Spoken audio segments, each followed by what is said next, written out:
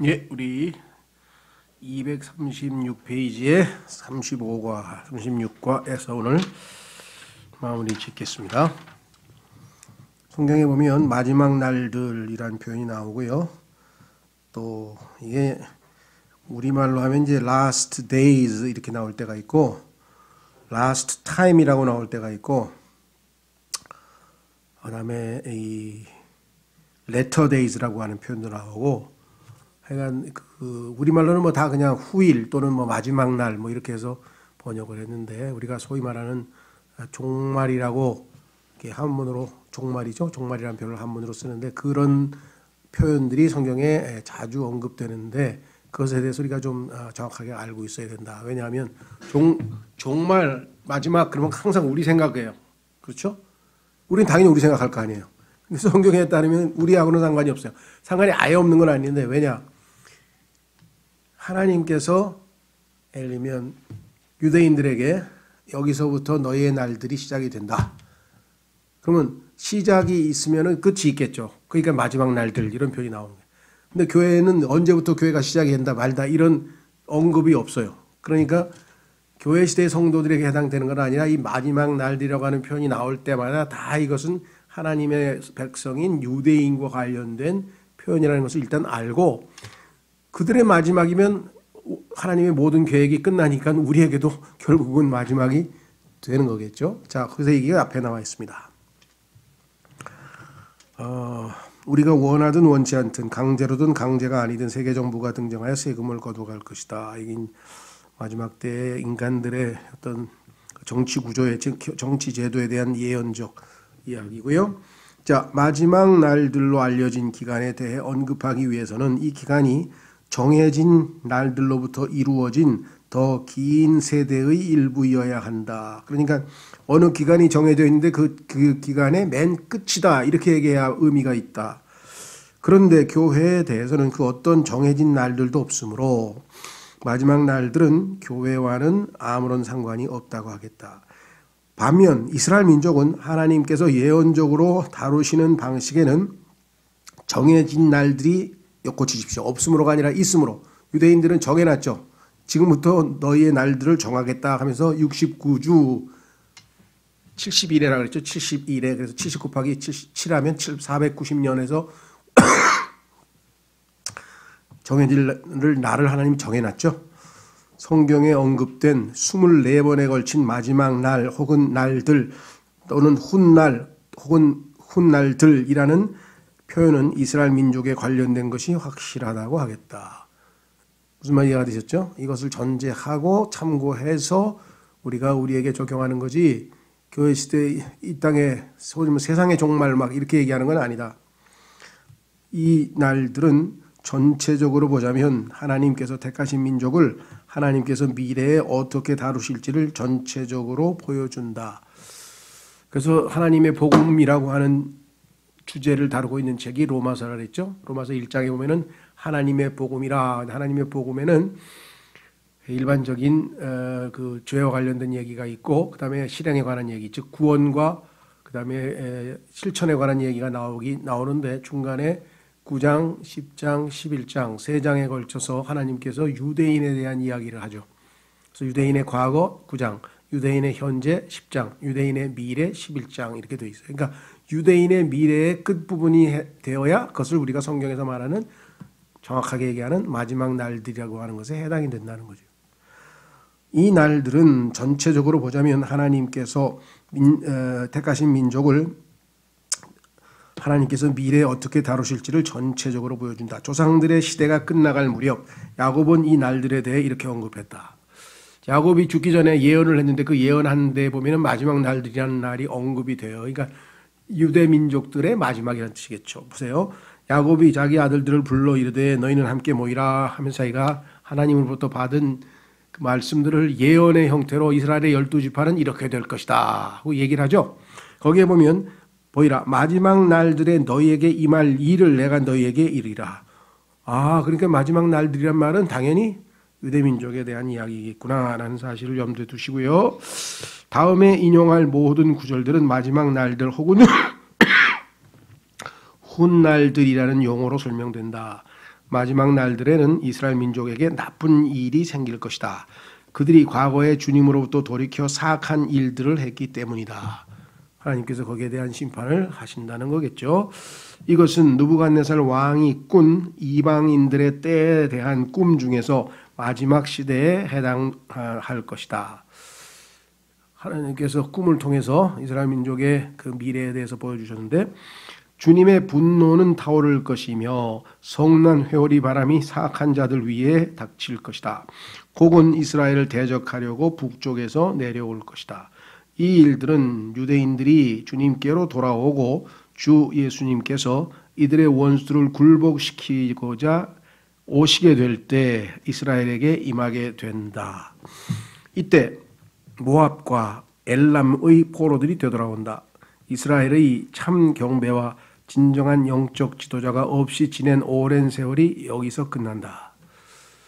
자, 여러분들도 아시다시피 이스라엘은 왕의 시대가 끝나고 바빌론으로 포로로 잡혀가 된 이래로 왕이 없이 오랜 기간 지내게 됐죠. 그 얘기가 호세아서에 언급되어 있습니다. 주의 집에 사는, 이게 소위 말하면 시온산이라고 우리가 얘기하죠. 모든 사람들 위로 우뚝 솟을 것이며 민족들은 그리로 밀려올 것이다. 자, 이 이야기가 이사야서 2장에 예언되어 있는데 한번 보겠습니다. 이것은 왜 보려고 하냐면 유명한 이 구절이 UN 본부 앞에다가 그대로 새겨놨어요. 성경에 있는 구절을. 자, 한번 확인해 보겠습니다. 이사야서 2장. 이사야서 2장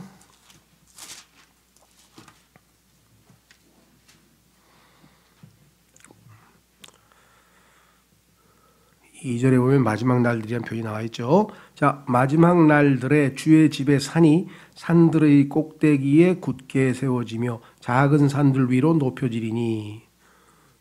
지금 시온산이라고 하는 산은 뭐 아시다시피 올리브산 그 계곡에 있는 거 보면 뭐 우리 남산 높이도 안 돼요. 남산보다도 안 높아. 별로 높지 않은 그냥 언덕 정도 되는 거야. 그런데 모든 산들보다 더 높아진다는 얘기는 뭐예요? 아, 그래서 계시록에서 지진이 일어나가지고 저 땅은 다 주님을 맞이해야 되니까 평평해지고 시온산만 굴뚝 솟은 산으로, 아, 그 얘기구나. 그 다음에 뭐예요? 모든 민족들이 그곳으로 흘러들리라. 유엔 본부에서 뭐 뉴욕에 가서 뭐 회의하려고 몰려드는 게 아니라 전부 다 예수 그리스도를 만나러 오는 거죠. 3절, 많은 백성들이 가며 이르기를 너희는 오라. 우리가 주의 산에 오르고, 주의 산이 시온산, 예수님이 계신 곳 야곱의 하나님의 집에 이르자. 예루살렘, 그분께서 죄송합니다. 자신의 길들을 우리에게 가르치실 터인즉 우리가 그분의 행로들로 걸으리라. 그분의 명령에 따라 살자 하리니 이는 법이 시온에서 나아가며 주의 말씀이 예루살렘으로부터 나아갈 것이기 때문이라.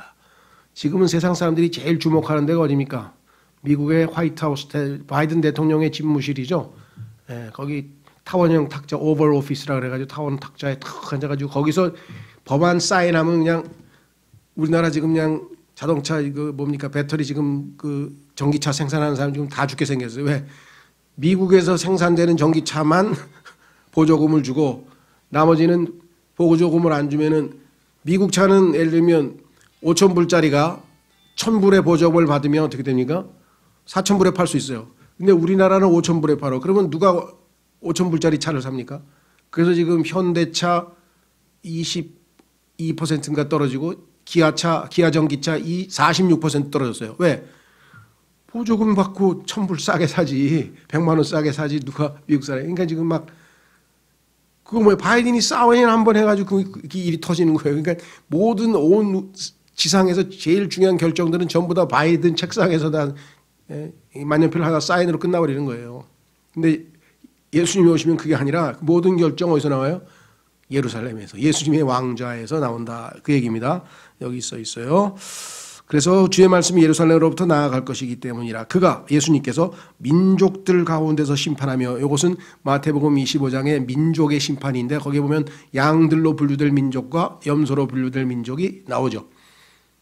그렇죠? 네. 그래서 민족들 가운데서 심판하며 많은 백성들을 꾸짖으리니, 회개시켜야죠. 꾸짖으리니 그들이 자기들의 칼을 쳐서 보습을 만들고 주님의 꾸짖음에 정신을 차려가지고 회개합니다. 그 회개가 뭐냐면 전쟁 무기를 농사짓는 무기로 다 바꿨어요. 자기들의 창을 쳐서 가지치는 낫을 만들리라. 민족이 민족을 치려고 칼을 들지 아니하고 그들이 다시는 전쟁을 배우지 아니하리라.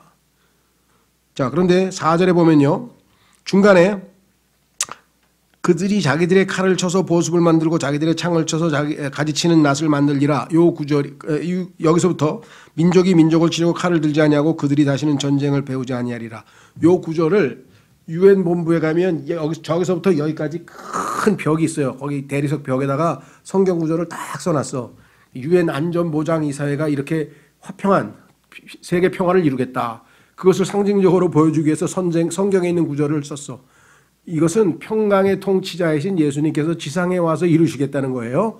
어떻게? 그거 써 있잖아요. 앞부분에. 그가 민족들 가운데서 심판하며 많은 백성들을 꾸짖으리니 이 땅에 있는 민족들 예수 그리스도를 거역하고 적 그리스도를 왕으로 모시고 까불었던 모든 민족들을 심판하시고 난 다음에 무슨 말인지 알겠어요? 그래서 그 중에서도 알아듣고 회개한 양들을 데리고 그들에게 이제 평화의 태평성대를 이루어 주시겠다 이거예요. 근데 앞에 있는 심판은 싹 빼고 왜?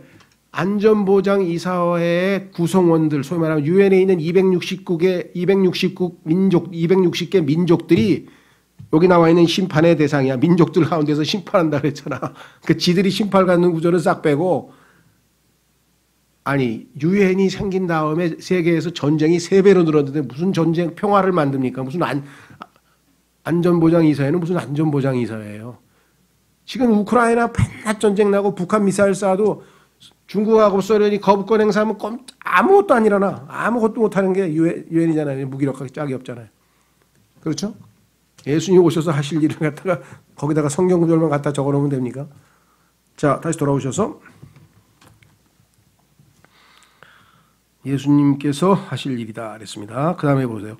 소경인 이스라엘은 마지막 날들이 될 때까지 이 모든 것들을 전혀 고려하지 않을 것이다. 지금 이스라엘 정부하는 꼴을 보세요. 주님께서 하시겠다는 것에 전혀 관심도 없고 성경도 모르고 이게 자신들의 미래와 관련된 일이라는 걸 지금 전혀 모르고 있어요. 아직도 진정한 회개가 안 일어났어. 회개는 언제 일어나는가? 예수님께서 지상 재림 직전에 기도와 간구의 영을 부어주고 회개의 영을 부어줄 때에만 가능하다고 스가랴서 12장에 써있죠. 신약 성경에서도 마지막 날들과 훗날들은 유대인과의 연관성을 여전히 유지한다. 물론 이따금씩 교회 시대의 끝부분과 연관되기도 한다. 마지막 날들의 위험한 때가 이르리라. 그러니까 교회 시대와 관련되어서는 교회 시대가 끝날 무렵에 맨 마지막 끝날 무렵에 끝나면서 환란 이스라엘의 고난의 환란이 시작이 될 텐데 그 끝은 뭐예요? 겹치잖아요. 그렇죠? 12월 31일 밤 땡 하는 순간 1월 1일이 시작되잖아요. 그거 겹치잖아요. 이걸 우리 요번에 축구에는 오버래핑이라 그래.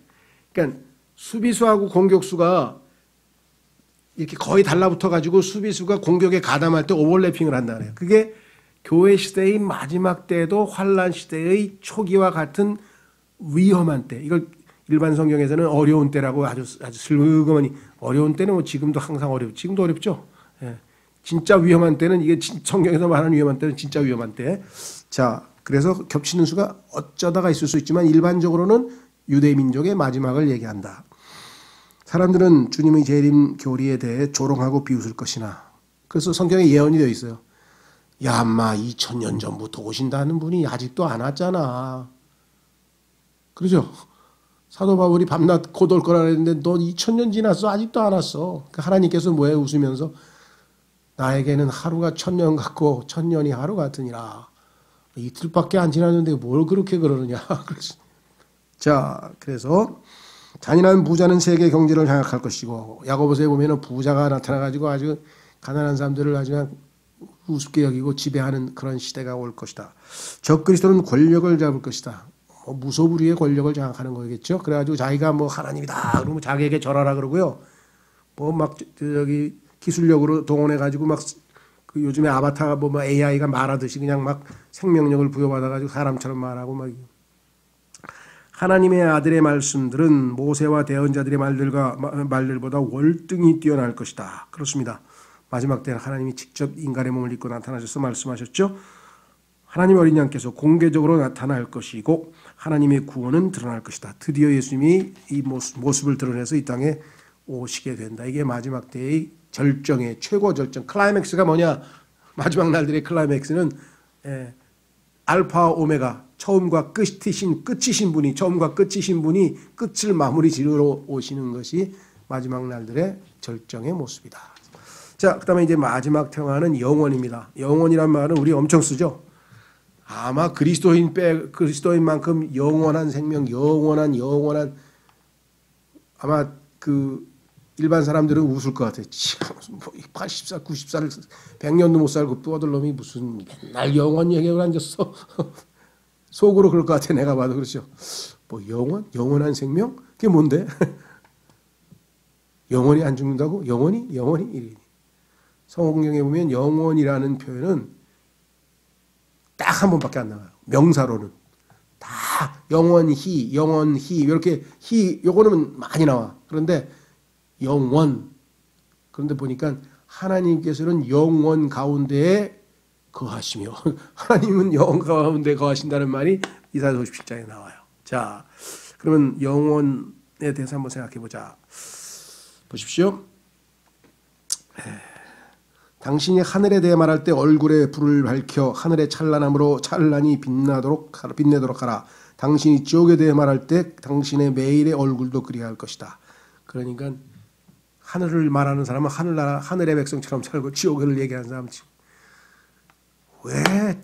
아니 전 세계의 모든 사람들은 뭐 K컬처, K뷰티, 뭐 K 어쩌고 막 요즘도 축구도 잘한다고 K축구 막 난리를 치는데 근데 헬조선이 왜 갑자기 나와요? 갑자기? 아니 물론 뭐 우리나라가 또 하여간 뭐 나쁜 점도 많이 있겠지만 상대적으로 봤을 때 지금 우리가 지금 세계 10위로 잘 산다는데 뭐 헬조선이 나와. 헬조선. 그러니까 이 젊은 친구들이 워낙 그 뭐랄까 살아갈 여건이 힘들고 그러다 보니까 아마 뭐 여러 가지로 이제 뭐 나온 모양인데 아유 헬이 이 정도면 뭐 헬에 가지 나는. 그전에 헬이 이 정도면 헬 가서 살지. 헬이 어느 정도인지를 모르니까 지금 지역이 얼마나 무서운지를 어떤 분이 지역이 얼마나 무서운지 모르는 사람이 너무나 많은 것 같아요. 지역 얘기를 너무 가볍게 한다. 자, 영원이란 한마디로 하면 시작이나 끝이 없이 없는 계속되는 상태 그리고 끝이 없는 지속으로 정의할 수 있다. 그렇죠? 시간을 초월했으니까 끝이 없어. 시작과 끝이 없잖아요. 우리 하나님께서는 높고 높으시고 영원에 거주하시는 분이시다. 영원이라는 단어가 여기에 나와요. 영원에 거주하시는 분. 그분께서는 자신은 알파 오메가는 그 헬라어의 그리스어의 맨 첫째, 우리나라는 기억 니은 디귿 할 때 그런 첫째 철자하고 마지막 철자. 영어로는 A, B, C, D, E, F, G 할 때 그 A하고 Z 사이. 그러니까 모든 거란 뜻이겠죠. 그 다음에 이는 시간의 범주 안에 서 있는 모든 것이 다 그분의 손의 작품이요 그분의 지혜의 표현이기 때문이다. 그러니까 창세기 1장 1절에서 처음에 할 때 그 처음이라는 말이 딱 나오는 순간부터 마지막 그죠? 까지 다 하나님의 창조물이죠. 하나님만 빼고. 성경은 영존하는 책이다. 영원토록 함께 서 있다 그랬죠. 따라서 성경은 우리를 시간의 영역 밖으로 데려가고 영존하는 시대들로 이끌며 시간이 멈춰버리는 시간. 셋째 하늘에 그 유리바다라 그랬죠. 계시록에 보면 그 유리바다에 거기 넘어가면 즉 셋째 하늘로 넘어가면 시간이 멈춰버려. 시간이 더 이상 가지 않는 영혼의 세계로 들어가 버리는 것이죠. 그리고 처음에 그 뭡니까? 시간 바깥에서라는 표현이 나오는데 한번 보겠습니다. 욥기 22장 조금 어려운 개념이긴 하지만 욥기 22장에 보면은요.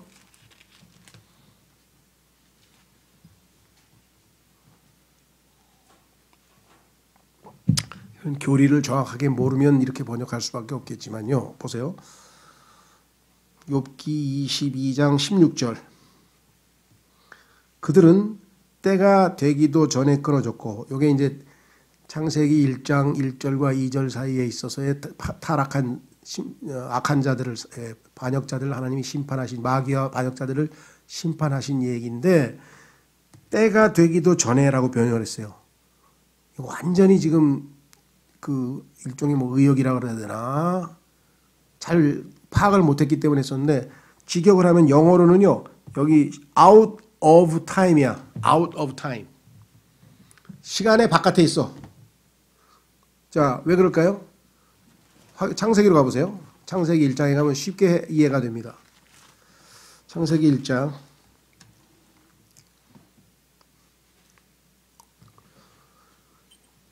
우리는 일반적으로 창세기 1장 1절에서 처음에 in the beginning, 그럼 이제 역사가 시작이 됐네. 그런데 성경적으로 보면 또 아니에요. 왜냐? 처음에 이렇게 했는데 가다가 요 하늘과 땅, 즉 처음에 하나님이 하늘과 땅을 창조했다 그랬는데 요 하늘과 땅은 멸망당했다고 2절에 써 있어요. 땅은 형체가 없고 비어 있으며 어둠은 깊음의 표면에 있고 하나님의 영은 물들의 표면 위에 움직이시니라. 그러니까 처음에 했던 이 처음의 역사는 지금 멸망당한 거 없는 거예요. 자, 그러면 3절 보세요. 여기서부터 오늘날 우리가 말하는 시간의 시작이에요. 어떻게 할 수 있는가? 하나님께서 이르시되, 그 다음에 보세요. 밑으로 내려가면은 5절의 끝부분에 그 저녁과 아침이 첫째 날이더라. 그러니까 하나님이 이르시되 뭔가를 하셨어요.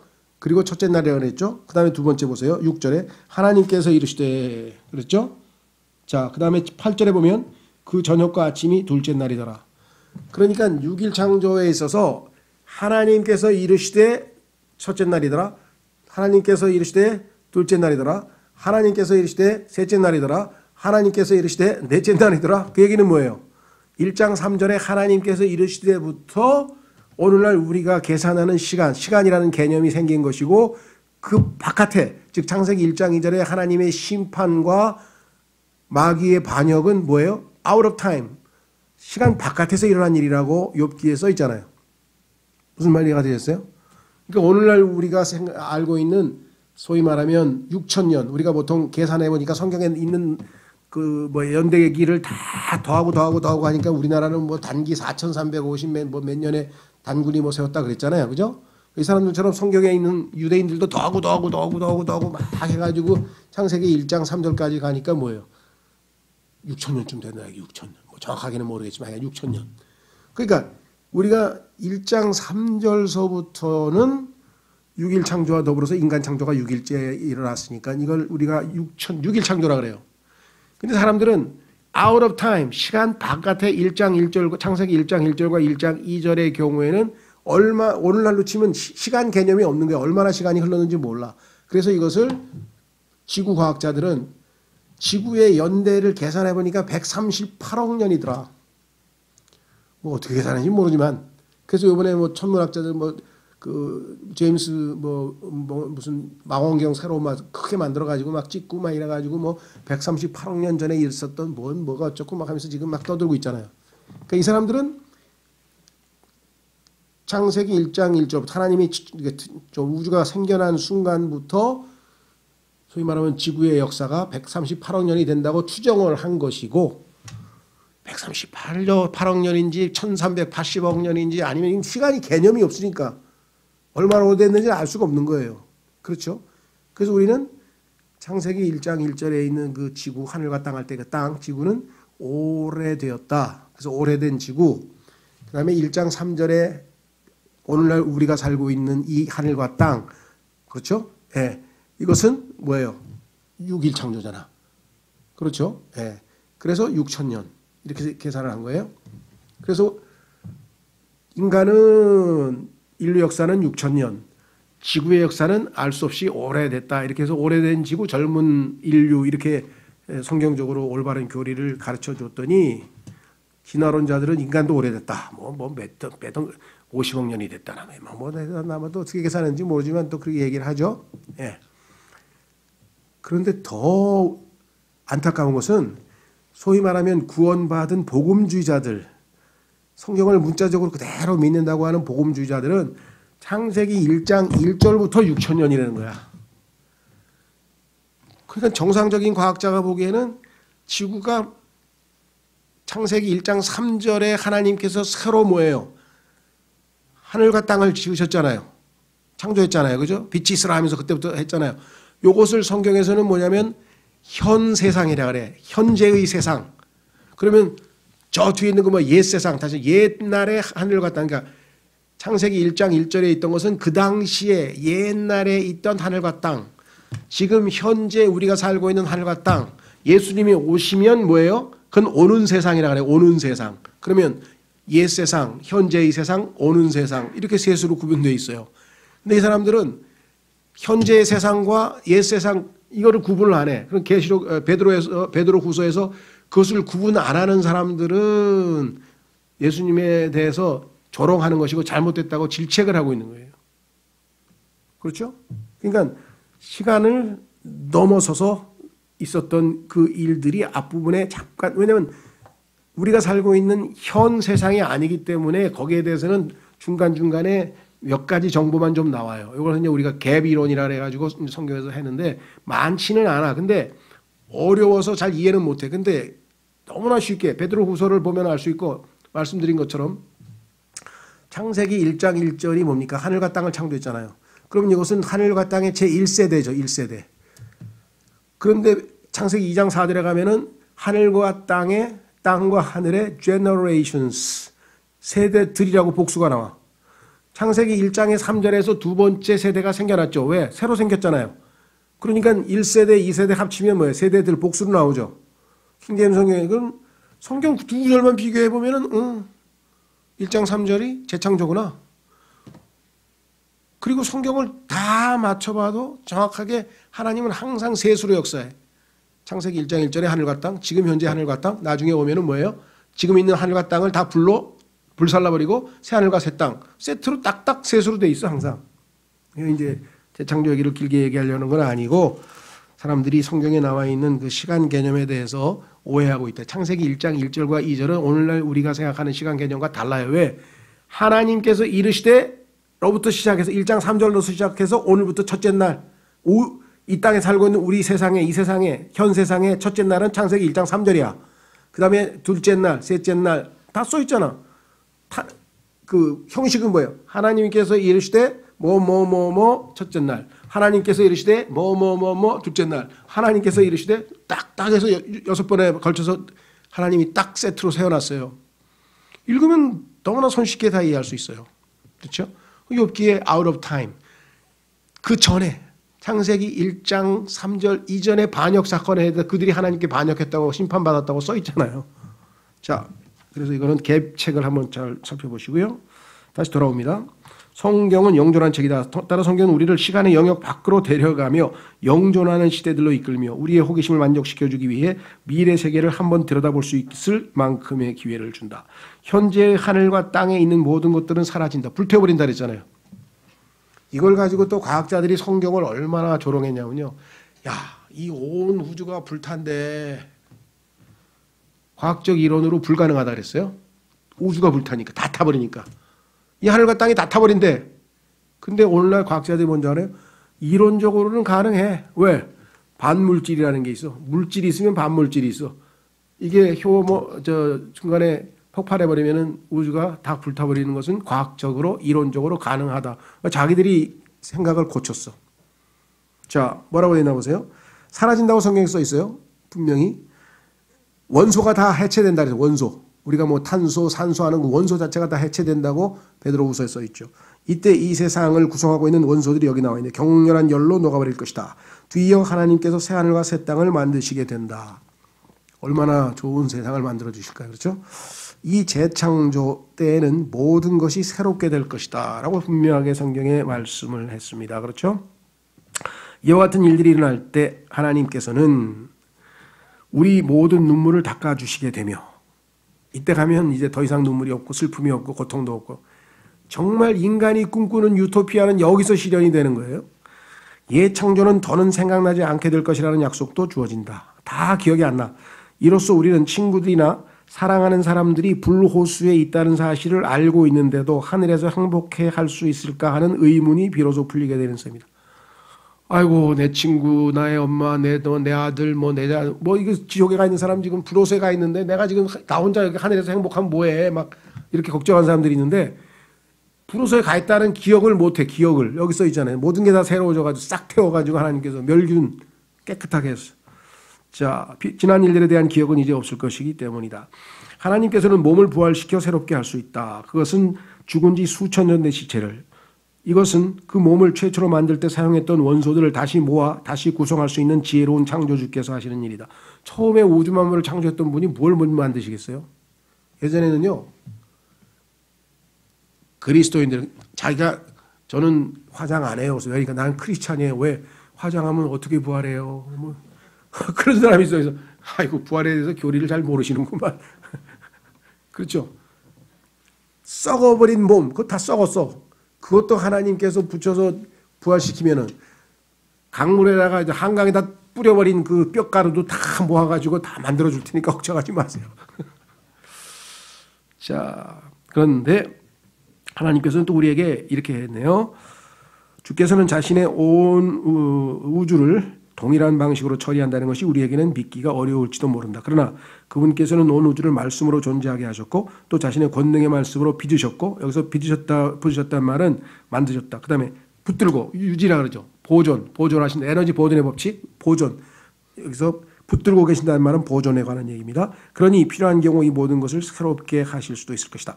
이를 완벽하게 보여주는 금속이 하나 있다. 니티놀 55로 알려진 니켈 티타늄 합금은 높은 온도에서 복합체의 형태로 만들어질 수 있으나 식어서 부서지면 알아볼 수 없게 된다. 그러나 이 합금을 재가열하면 다시 원래의 형태로 돌아간다. 우주를 하나님께서 불태워버리면 어떻게 되겠어요? 나중에 모든 죄악과 더러움과 추잡함과 싹 불타버리고 다시 원래의 모습으로 돌아가서 하나님이 창조하신 새하늘과 새 땅이 나온다 이 말이에요. 붉은 해면은 그 몸체를 잘게 잘라 수천 개의 조각으로 만드는 장치를 통과해 갈 수 있다. 이 모든 조각들이 신속히 작은 불덩이로 되돌아오면 해면은 원래의 상태로 되돌아갈 수 있다.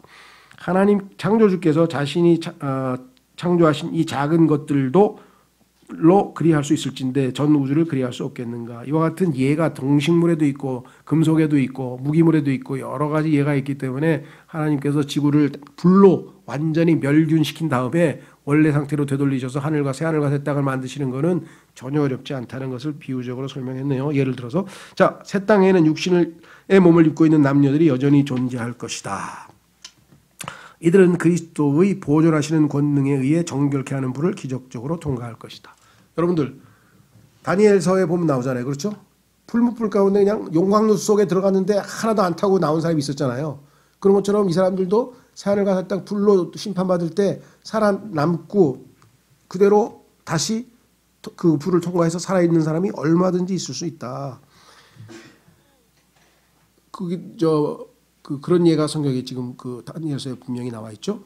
영원히 동토할 때 우리는 모든 인류의 모든 부류가, 자, 하나님께서 이 땅에 존재하는 모든 인류를 이방인, 유대인 그리고 구원받은 하나님의 교회 이렇게 셋으로 나눴다 그랬잖아요. 그 부류가 본래의 자리에 놓이게 되는 것을 보게 될 것이다. 하나님께서 인간을 세 부류로 나누셨는데 이 세 부류의 인간은 하나님의 계획대로 세 부류가 구분 지어져서 영원토록 이 땅에서 살게 될 것이다. 그러면 유대인은 어떻게 될 것이냐? 첫째, 거기 나와 있죠. 영원하신 하나님께서는 자신을 히브리 민족의 피난처로 삼으셨고 유대인들에게 하나님이 내가 너희의 피난처다. 숨어 살 수 있죠. 안식하면서. 그들을 영원한 뛰어남으로 만드실 것을 약속하셨다. 그래서 유대인들이 항상 자신감에 넘치는 거예요. 예? 영원한 뛰어남, 엑셀런스라는데 이스라엘 백성의 왕이신 예수님께서 계시니까 아브라함과 이삭과 야곱의 후손들은 그들의 조상들에게 약속된 그 땅을 영원히 소유하게 될 것이다. 지금 뭐 팔레스타인 분쟁해가지고 뭐가 싸우고 말고 막 지금 뭐 6.1 전쟁서부터 전쟁을 몇 번씩 하고 난리를 쳐도 하나님께서 주인이 이스라엘 백성에게 주시겠다 그랬는데 뭔 딴소리가 나오겠어요. 그죠? 자, 이 지역으로부터 이들은 하늘의 왕국의 머리가 될 것입니다. 꼬리가 아니라 머리가 되게 해주신다 그랬잖아요. 그렇죠? 이때 다윗이 그들의 통치자로서 다루시게 될 것이다. 여기서 이 통치자라는 말은 프린스인데요. 프린스. 프린스란 말은 일반적으로 우리가 왕자죠. 킹이 왕이고 프린스가 왕자인데 왜 여기서 통치자로 번역했냐? 일반적으로 성경에서 통치자라는 표현으로 이제 성경에도 번역을 했고 그 다음에 이 군주론이라 그래가지고 마키아벨리라고 하는 사람의 책도 프린스라고 돼 있어요. 그러니까 킹 대신에 프린스가 통치자라고도 번역이 되는데 여기서는 예수님이 유대 민족의 왕이시니까 다윗은 당연히 왕자로서의 역할을 할 수도 있다는 거죠. 이들의 후손은 창세기 22장 17절과 26장 4절에 말씀하신 내용이 문자적으로 성취될 때까지 늘어날 것이다. 바다의 모래같이 하늘의 별같이 늘어나겠죠. 이 때문에 점성가나 옛 천문학자들과 별을 추적하는 사람들은 하늘에 12궁이 있다고들 말한 것이다. 하늘의 12궁에 대해서 아마 들어보셨을 텐데 다 별들을 12개로 구별해놨잖아요. 그러니까 유대인들의 12지파가 다 바다의 모래같이 하늘의 별같이 늘어나니까 이 늘어난 숫자들이 어디 가서 거주를 하겠어요. 그래서 그런 성경적 근거에서 이런 말들이 나온 것이다 말입니다. 그 다음에 이방인, 아담의 후손 중 유대인이 아닌 자들은 12개의 민족으로 나뉘어 하나님께서 정해주신 범주 내에서 거주하게 될 것이다. 성경에 보면 하나님께서 이스라엘 민족의 12지파에 맞게 이방인들을 배정하셨다 그랬어요. 그러니까 항상 유대인들은 탑 네이션, 머리예요, 머리. 꼬리가 아니고 머리. 그러니까 예를 들면 아셀 지파다 그러면 아셀 지파에 담당하는 게 예를 들면 지금 이 지상에 있는 뭐 민족이 120개다 그러면 그 중에서 100개가 아셀 지파가 리드하고 인도해줘서 주님께 책임 맡을 그러한 민족이 되는 거예요. 그러니까 이 세상에 있는 이방인의 분포도는 이스라엘 12지파에 맞게끔 하나님이 해놓으셨다고 성경에 여기 신명기 32장에 써 있죠. 그 다음에 하나님께서 정해주신 범주 내에서 사도행전 17장에 보면 하나님께서 다 이 땅에 사는 사람들을 정해놓으셨다 그랬죠. 그러니까 여러분들 중에서 여기서 뭐 난 서울 출신이네 뭐 어디 뭐 대한민국 왜 우리는 미국에 안 태어나고 대한민국에서 태어났을까요? 하나님께서 우리는 여기서 태어나게 만들어 놓은 거야. 예, 감사한 거죠. 그렇죠? 야, 다 좋은데 뭡니까 이 사계절도 없고 말이죠. 강도 없고 그냥 뭡니까 사막.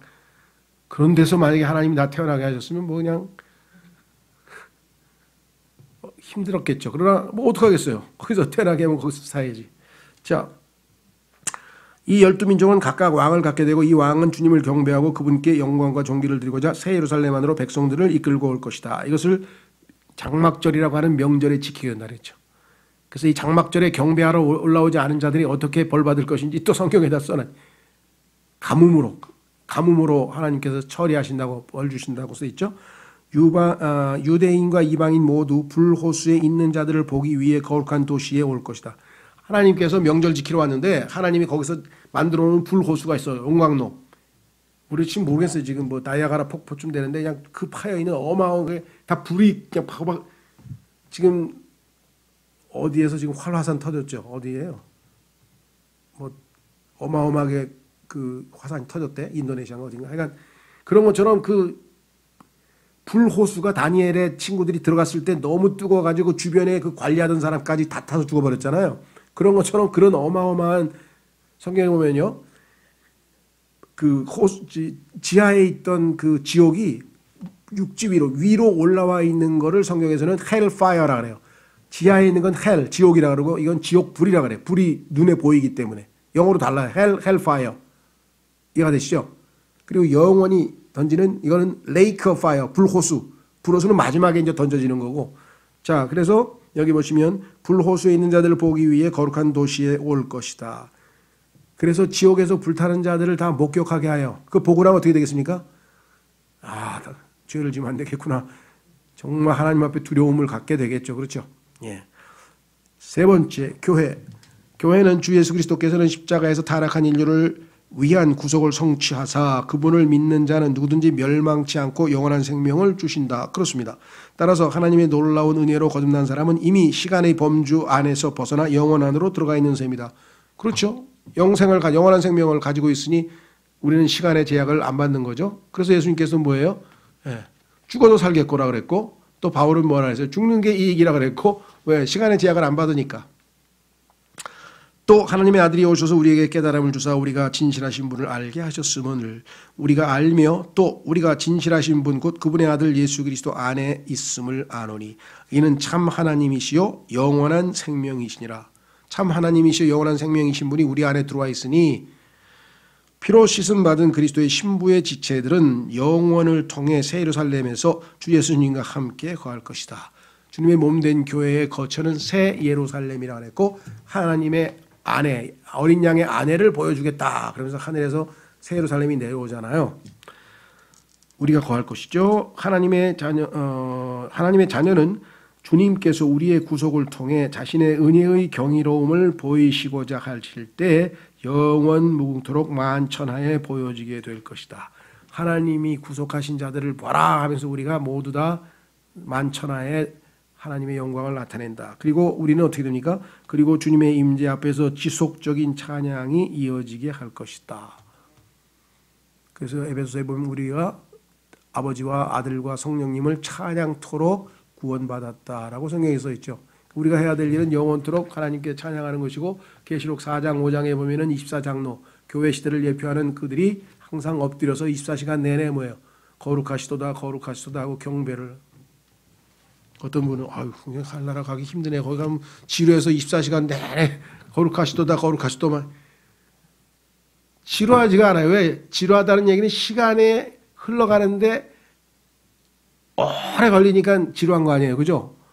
시간이 적용이 안 된다니까. 여기 영원이라니까. 영원. 항상 현재야. 현재라는 말은 뭐예요? 살아있다는 얘기죠. 팔팔하게 생동감이 넘친다는 거 아니에요. 그렇죠? 항상 현재인데 뭐가 지루해요? 자, 마약을 먹었다. 기분이 좋다. 근데 조금 있다가 뭐예요? 마약 기운이 떨어졌잖아요. 그러니까 막 온몸이 뒤틀리고 막 무슨 명현현상, 무슨 이상한 현상이 드러나고 막 그러잖아요. 그죠? 그런데 주님 앞에서 그냥 성령 충만해가지고 할렐루야 하는데 이게 그냥 영원토록 이렇게 지속이 되는 거야. 영원토록 행복하고 영원토록 기쁘고 영원토록. 왜? 시간이 배제됐으니까. 시간을 초월했으니까. 그렇죠. 이게 꿈 같은 얘기 같지만 이게 우리가 절대적으로 신뢰할 수 있는 유일한 하나님의 말씀이에요. 그러니까 이거는 쉽게 얘기하면 이거나 마찬가지예요. 마지막으로 보면 베드로가 예수님께서 누구십니까? 주여. 나다. 예수님께서. 그러면 진짜면 주님이 진짜면 나 물 위로 좀 걸어오라 그랬대. 걸어오라. 그 말씀을 믿었어요. 순종했어요. 걸어갔어요. 물 위를 걸어갑니다. 그런데 믿음의 창시자의 완성자이신 예수를 바라보자. 예수님만 바라보고 걸어갔으면 영원토록 걸어가. 태평양도 걸어가고 대서양도 걸어가고 걸어서 미국까지 가. 근데 가다 어떻게 했어요? 옆을 바라보니까 파도가 치는 거야. 그냥 바다가 보이고. 그건 뭐예요?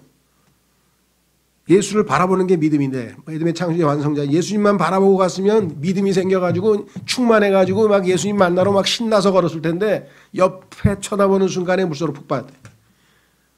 그래서 뭐예요? 주여 구원하소서. 이게 우리 신앙생활이에요. 믿음으로 살 때는 우리는 누가 봐도 저거 저 사람 어떻게 저렇게 살지 하는데 씩씩하게 가다가 돌아보는 순간에 푹 빠져. 그럼 우리 뭐예요? 쥐야 하고 다시 일어나. 그러니까 우리가 지금 뭐 빠졌다가 다시 일어났다 빠졌다 이게 원래는 계속해서 물 위를 걷듯이 초월된 삶. 그래서 시간을 초월해서 살듯이 이 땅에서의 모든 환경을 초월하는 그러한 삶을 살도록 예수님이 그렇게 사셨잖아요. 근데 우리는 지금 육신을 입고 있다 보니까 이게 자꾸 방해 요소가 되는 거야. 그렇죠? 그래서 이 육신으로부터 완전히 자유함을 얻기 위해서 육신의 몸의 구속이라 그랬어요. 몸의 구속을 소망하고 있다 너희가. 몸의 구속은 이루어진다.